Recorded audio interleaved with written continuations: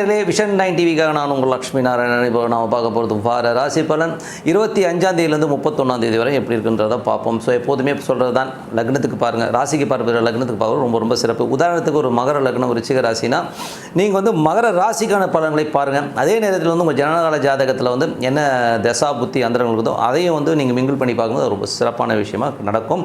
So அதுக்கு மட்டும் இல்லாமல் உங்களுக்கு வந்து இந்த வீடியோட எண்டில் டிப் ஆஃப் த வீக் இருக்குது, கண்டிப்பாக மறக்காமல் பாருங்கள். சிம்மராசி. ஸோ சிம்மராசிக்கு வந்து உங்களது ராசியாதிபதி வந்து சூரியன் வந்து உங்களுக்கு வந்து பார்த்திங்கன்னா 5ல் இருக்கிறார். ஸோ 5ல் வந்து அது கேதுடைய சாரத்தில் போகின்ற ஒரு காலகட்டத்தில் வந்து இந்த வாரம் வந்து பார்த்திங்கன்னா குடும்பத்தில் வந்து குழந்தைகள் வந்து சின்ன சின்ன வாக்குவாதங்கள் வருவதற்கான வாய்ப்புகள் இருக்குது. ஸோ ஆன்மீக சுற்றுப்பயணங்கள் போகிறது, ஸோ ஆன்மீக சம்மந்தமான விஷயங்களுக்கு போய் பேசுகிறது, இந்த மாதிரி விஷயங்கள்லாம் இருக்கும். கோயிலுக்கு போகணும்னு தோணும். ஸோ சின்னதாக வந்து ஏன்னா வந்து சூரியன் வந்து கேதுவில் போகும்போது அது 2 வந்து இன்வெஸ்ட்மெண்ட் சம்மந்தமான விஷயம் ரொம்ப கவனமாக இருக்கணும். ஏதாவது குடும்பத்துக்காக கடன் வாங்குவதற்கான வாய்ப்புகள் நிறைய பேருக்கு ஏற்படுவதற்கான வாய்ப்புகள் இந்த வாரம் மட்டும் கொஞ்சம் கேர்ஃபுல்லாக இருக்க வேண்டிய ஒரு காலகட்டம் தாங்க.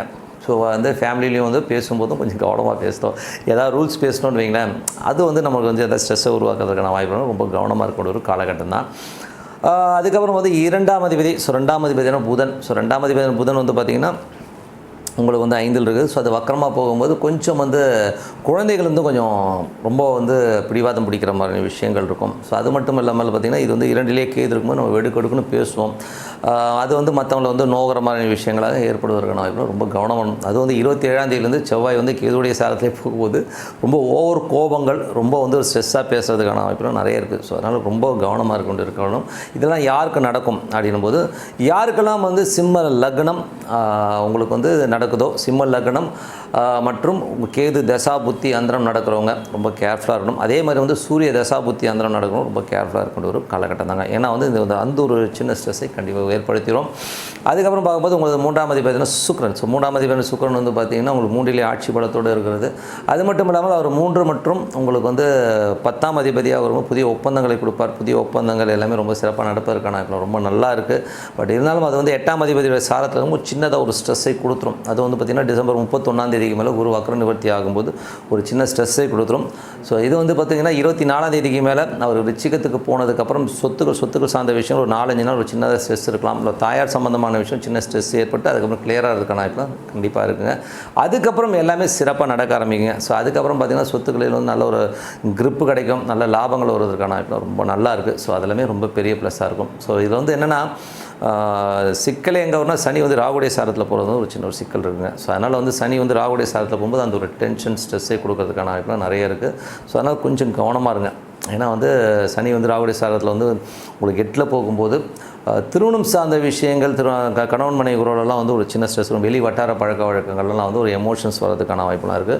ஸோ பேசும்போது கூட பார்த்திங்கன்னா கணவன் மனைவிகளோட வந்து கொஞ்சம் பார்த்து பேசணும். ஏதாச்சும் வந்து தப்பாக பேசினா அதெல்லாம் வந்து பிரச்சனை வருவதற்கான வாய்ப்புலாம் ரொம்ப கவனமாக இருக்கக்கூடிய ஒரு காலகட்டங்கள் தாங்க. அது மட்டும் இல்லாமல் உங்களுக்கு வந்து சுக்கிரன் வந்து 4ல் போகும்போது கொஞ்சம் வந்து அந்த என்ன சொல்கிறது சொத்துக்கள் சம்மந்தமான விஷயங்கள், நல்ல ஏற்றமான விஷயங்கள்லாம் வந்து உங்களுக்கு வந்து ஒரு 1ஆம் தேதி 2ஆம் தேதிக்கு மேலே நடக்க ஆரம்பிக்கும். ஸோ அதுவரை கொஞ்சம் கவனமாக இருக்கின்ற ஒரு காலகட்டம் தான். அதுக்கப்புறம் உங்களுடைய செவ்வாய். ஸோ செவ்வாய் வந்து பார்த்திங்கன்னா 4ஆம் அதிபதி 5ல் வந்து செவ்வாயோடைய சாரத்தில் போகும்போது புதிய சொத்துக்கள் சம்மந்தமான விஷயங்களில் கான்சென்ட்ரேட் பண்ணுவீங்க. அதுக்காக கடன் வாங்குவீங்க சில பேர். ஸோ அதெல்லாமே நடப்பதற்கான ரொம்ப சிறப்பாக இது யாருக்கு நடக்கணும் போது சிம்ம லக்னமாக வந்து செவ்வாய் தசா புத்தி அந்தரம் நடக்கணும், கண்டிப்பாக நடப்பதற்கான ரொம்ப சிறப்பாக இருக்குது. அதுக்கப்புறம் 5ஆம் அதிபதி. ஸோ 5ல் வந்து பார்த்திங்கன்னா குரு. 5ஆம் அதிபதி குரு வந்து பார்த்திங்கன்னா ஒரு 5 மற்றும் 8ஆம் அதிபதி வந்து 9ல் இருக்கும்போது கொஞ்சம் பூர்வீகம் சம்மந்தமான விஷயங்கள், பூர்வீக சொத்துக்கள் சம்மந்தமான விஷயங்களும் கொஞ்சம் கவனமாக இருக்க வேண்டிய ஒரு காலகட்டம். ஸோ கொஞ்சம் கவனமாக இருந்துங்க. அதில் வந்து பார்த்திங்கன்னா நமக்கு ஒரு சின்ன ஸ்ட்ரெஸ் வரும். அதுவும் டிசம்பர் 31ஆம் தேதிக்கு மேலே வந்து பார்த்திங்கன்னா அப்பா சம்மந்தமான உறவுகள் வந்து நமக்கு சின்ன ஸ்ட்ரெஸ்ஸோ டென்ஷனோ வரும். ஏதாச்சும் நிதி நெருக்கடிகள் ஏற்படுவதற்கான இப்போ வெளிநாட்டில் இருக்கவங்களும் சின்னதாக ஒரு ஸ்ட்ரெஸ் வந்து போகிறதுக்கான வாய்ப்பாக இருக்கணும். ரொம்ப கவனமாக இருக்கணுங்க. ஏன்னா ஃபாரினில் இருக்கவங்களுக்கு பார்த்திங்கன்னா ஒரு சின்ன நெருக்கடி வருவதற்கான வாய்ப்புலாம் ரொம்ப கவனமாக. அது வெளி மாநிலங்களில் சென்று படிக்கிறவங்களாம் இருக்கீங்களா, ஸோ அவங்களும் வந்து கொஞ்சம் கேர்ஃபுல்லாக இருக்கின்ற ஒரு காலகட்டம் தாங்க. ஸோ கொஞ்சம் பார்த்து நடந்துக்கணும். அதுக்கப்புறம் பார்க்கும்போது உங்களது 6ஆம் அதிபதி 7ல் இருக்கும்போது வேலையில் நல்ல ஏற்றங்கள், நல்ல மாற்றங்கள், நல்ல ஒரு பெரிய ஒரு வளர்ச்சி கிடைப்பதற்கான வாய்ப்புலாம் ரொம்ப நல்லா இருக்குங்க. ஸோ அது ஒரு சிறப்பான விஷயம் தான்.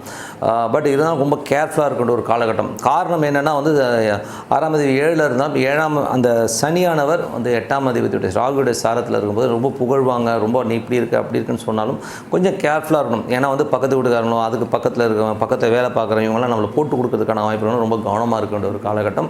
ஸோ கொஞ்சம் கேர்ஃபுல்லாக இருங்க. ஏழாம் அதிபதி ஏழாம் அதிபதியான சனி. ஏழாம் அதிபதி சனி 6ஆம் அதிபதியாக வரும். கொஞ்சம் நிறைய டிஃப்ரென்ஸ் ஆகணும். அதுவும் 8ஆம் அதிபதி சாரத்தில், அதுவும் ராகுடைய சாரத்தில் போகும்போது ரொம்ப கவனமாக இருக்கணுங்க. ஃபேமிலிக்கு நடுவில் நிறைய பிரச்சனைகள், ப்ரெஷர்ஸ் வரும். வெளி ஆளுகள் யாரையும் தலையிடாமல் நீங்களே உட்காந்து பேசுங்க. அதுதான் ரொம்ப சிறப்பு. ஏன்னா நீங்களே உட்காந்து பேசினா அது சால்வ் ஆகிடும். அதை விட்டு வெளி ஆளுங்களை வச்சு பேசும்போது கண்டிப்பாக பிரச்சனை வருவதற்கான வாய்ப்பு ரொம்ப ரொம்ப ரொம்ப ரொம்ப கவனமாக இருக்கின்ற ஒரு காலகட்டம் தாங்க. ஸோ அதனால் பார்த்து நடந்துக்கணும்.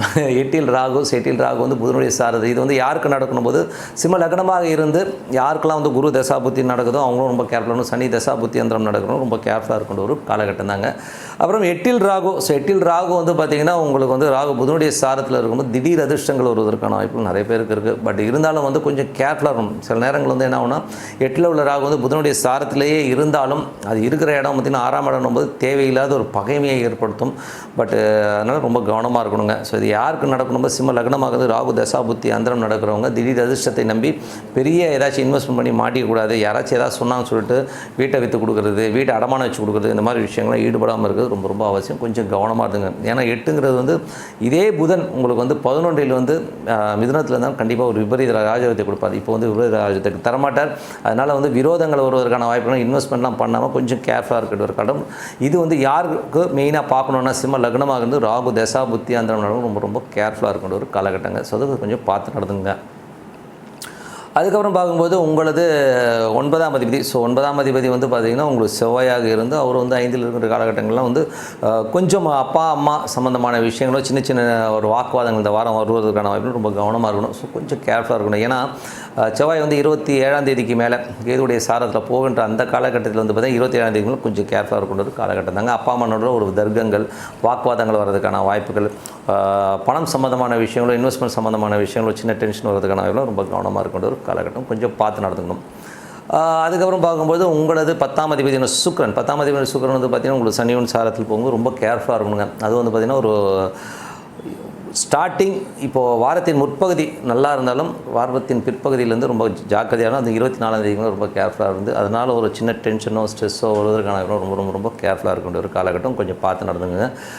ஏன்னா அதில் ஒரு டென்ஷன் ஸ்ட்ரெஸ் வருமானா கண்டிப்பாக வரும். ஸோ கொஞ்சம் பார்த்து நடந்துக்கணும். அது 11ஆம் அதிபதியாக புதன் இருந்து அவர் கேதுடைய சாரத்தில் இருக்கும்போது இது யாருக்கு நடக்கும்போது இது 5, 11 குழந்தைகள் விஷயங்கள் சுப நிகழ்ச்சிகள் நடத்துவதற்கான வாய்ப்புகள்லாம் ரொம்ப நல்லாயிருக்கு. ஸோ அவங்க ஒரு வெற்றி கழிப்பில் வெற்றிகரமாக ஒரு சில விஷயங்கள்லாம் 7ஆம் தேதி மேலே நடத்துவாங்க. ஸோ அதெல்லாமே ரொம்ப சிறப்பாக இருக்கும். இது யாருக்கெல்லாம் நடக்கணும் போது தான் யார் சிம்ம லக்னமாக இருந்து புதன் தசாபுத்தி அந்தரம் நடக்குது அவங்களுக்குலாம் கண்டிப்பாக நடப்பதற்கான வாய்ப்பு ரொம்ப சிறப்பாக இருக்குது. ஸோ நல்ல விஷயங்கள் நல்ல மாற்றங்களாக இருக்கணும். பிரார்த்தனை ரொம்ப அவசியம். ஸோ மனதார இறைவனை பிரார்த்தனை பண்ணும்போது சிறப்பான பலன்கள் கண்டிப்பாக கிடைக்கும்னு சொல்லிட்டு, ஏன்னா இதில் பிரார்த்தனை ஏன் திருப்பி சொல்கிறேன்னா, நீங்கள் மனது இறைவன்ட்ட ஒப்படைச்சிட்டிங்க வைங்களேன், அதுக்கப்புறம் ஆண்டவன் பார்த்துப்பாங்க. இது வெளியிலேருந்து யாரும் நம்ம ஃபுல்லாக ஹெல்ப் பண்ணுவாங்க, எப்போதுமே நமக்கு சப்போர்ட்டிவாக இருப்பாங்க அப்படிலாம் நினைக்க ரொம்ப ரொம்ப தப்பு. இன்றைக்கி இல்லைனாலும் நாளைக்கு இறைவன் ஒருத்தர் நம்ம கூட வருவான். ஸோ அதனால் இறைவன் சரணடைங்க. சிறப்பான வாழ்க்கை நல்ல வாழ்க்கைலாம் கண்டிப்பாக இருக்குங்க. டிப் ஆஃப் த வீக்கில் இப்போ நம்ம பார்க்க போகிறது என்னென்னா திருமண பொருத்தம். ஸோ திருமண பொருத்தம்ங்கிறது பார்த்திங்கன்னா நிறைய பேர் பார்த்திங்கன்னா நிறைய கான்செப்டில் போய்ட்டுருக்காங்க. ஸோ ஜென்ரலாக பார்த்திங்கன்னா ஒரு திருமண பொருத்தம்னு பார்க்கும்போது ஒரு 8 பொருத்தம், 9 பொருத்தம் இருக்குது, 10 பொருத்தம் இருக்குது. இது ஒர்க் அவுட் ஆகும்னு சொல்லிட்டு நிறைய பேர் திருமணம் பண்ணிடுறாங்க. பட் அது திருமணம் ஆனதுக்கப்புறம் அவங்க வாழ்க்கை எப்படி இருக்குன்னு பார்த்திங்கன்னா நிறைய ஒரு சின்ன சின்ன ஸ்ட்ரெஸ்ஸு டென்ஷன்ஸ் கண்டிப்பாக இருக்குங்க. ஸோ அதனால் அவங்களோட வாழ்க்கையிலே பார்த்திங்கன்னா ஒரு பெரிய ஒரு டென்ஷனை அவங்கள கொடுத்துருது. ஸோ அதனால் நம்ம என்ன பண்ணோம்னா, திருமணங்கிறது வெறும் நட்சத்திர பொருத்தம் மட்டும் இல்லாமல் லக்ன பொருத்தம். ஒரு ஜாதகத்தில் 2 பேரோட ஜாதகத்தில் லக்னம் 6, 8 வரக்கூடாது, சந்திரன் 6, 8 வரக்கூடாது, லக்னத்துக்கு 6, 8 சந்திரன் வரக்கூடாது. இந்த மாதிரி நிறைய கான்செப்ட்ஸ் இருக்குங்க. ஏன்னா பொருத்தம் பார்த்தா கல்யாணம் பண்ணேன், ஆனால் எனக்கு அவர் மூஞ்சி பார்த்தாலே பிடிக்கலைங்க அப்படின்னு சொல்கிறவங்களாம் நான் நிறைய பேர் பார்த்துருக்கேன். அது மட்டும் இல்லை தசா பொருத்தம். ஸோ தசா பொருத்தம் பார்த்திங்கன்னா ஒருத்தர் ஒரு திசை நடக்குது, அந்த திசைக்கான கிரகங்கள்லாம் பார்த்திங்கன்னா ஒரு காம்பினேஷன்ஸ் இருக்குது. ஸோ அந்த காம்பினேஷன்ஸில் போகும்போது அது நல்ல ஒரு இணைவை கொடுக்கும். ஸோ உதாரணம் சொல்ல போனால் ஒரு வக்ர கிரகம் இன்னொரு வக்ர கிரகம் உடைய தசா நடத்தும் போது இவங்களோட வக்ரகிரகம் அந்த ஜாதத்துலேயும் வக்ரகிரகத்தோட போகும்போது ரொம்ப நல்ல ஒரு அண்டர்ஸ்டாண்டிங்கை கண்டிப்பாக கொடுத்துருங்க. அதே காலகட்டத்தில் பார்த்திங்கன்னா ஒரு ராகு ஒரு பெண்ணுடைய ஜாதகத்தில் இருக்க சுக்கிரன் மேலே இருக்குன்னா கண்டிப்பாக வந்து அந்த பையன் வந்து அந்த பொண்ணை வந்து ரொம்ப கொடுமைப்படுத்துவான். அதேமாதிரி குரு ஒரு பையனோட ஜாதகத்தில் இருக்குது. ஸோ அந்த ஜாதகத்தில் அந்த குரு மேலே வந்து இந்த பொண்ணோட ராகுவோ கேதுவோ இருக்குன்னா அது டார்ச்சர் பண்ணி சண்டை போட்டு ஒரு வழி பண்ணிடும். ஸோ இதெல்லாம் வந்து பேசிக்காக வந்து கட்ட பொருத்தம்ங்கிறது வந்து ரொம்ப ரொம்ப முக்கியங்க. ஸோ 2 கட்டங்களையும் பக்கத்தில் வச்சு அதை பார்த்து பண்ணணும். அது மட்டும் இல்லாமல் தசாபுத்தி நட்சத்திரங்களை வந்து ரொம்ப பக்காவாக பார்த்துடணுங்க. ஏன்னா ஒரு லைஃப் ஒரு லைஃப் வந்து பார்த்திங்கன்னா ஒரு நெகட்டிவான ஜாதகத்தையும் வந்து நெகட்டிவ் இல்லாமல் பாசிட்டிவாக வந்து ஒரு 20 வருஷம் 25 வருஷம் ஓட்டணும்னா அது பார்க்கணும். ஆனால் ரொம்ப டஃப்பான விஷயம். ஏன்னா ஜாதகம் பார்க்குறதுக்கிறது வந்து ரொம்ப டஃப்பான விஷயம். அதுவும் தசாபுத்தியெல்லாம் வச்சு பார்த்தீங்கன்னு வைங்களேன், ஒரு 30 ஜாதகத்து வந்து ஒரு ஜாதகம் 2 ஜாதகம் தான் பொருந்தும், வேறு வழியே கிடையாது. ஸோ அது வந்து நம்ம அப்படி தான் பார்த்தாகணும். ஏன்னா இது வந்து நடைமுறையில் அதுதான் நடந்துகிட்ருக்கு. நீங்கள் ஒரு டேட்டா பேஸை எடுங்களேன், எடுத்திங்கன்னா கூட கிட்டத்தட்ட எத்தனை பேர்கள் எத்தனை பிரச்சனைகள் இருக்காங்க. இதே வந்து பார்த்திங்கன்னா ஒரு கட்ட பொருத்தம் பார்த்து இருக்கிறவங்களாம் வந்து பார்த்திங்கன்னா சின்ன சின்ன பிரச்சனைகள் வந்தாலும் அவங்களுக்குள்ள வந்து ஒரு அந்யோன்யம். நான் ஏன் இந்த கட்ட பொருத்தம் ரொம்ப முக்கியம்னு சொல்கிறேன்னா, நிறைய பேர் பார்த்துருக்கேன் நான். என் வீடு போகணுமா, அது முடிஞ்ச பார்க்கணும் கடுப்பாக இருக்குங்க, ஐயோ போனேன் நிறைய கேள்வின்னு சொல்லிட்டு புலம்புறவங்க நிறைய பேர். மனைவி பார்த்திங்கன்னா ஐயோ அந்த ஆள் வந்துடுவானே, ஐயோ ஆஃபீஸ் விட்டு வந்துடுவானேன்னு சொல்லிட்டு பயப்படுறவங்க, ஒரு டென்ஷனாக வரவங்க தான் அதிகம்.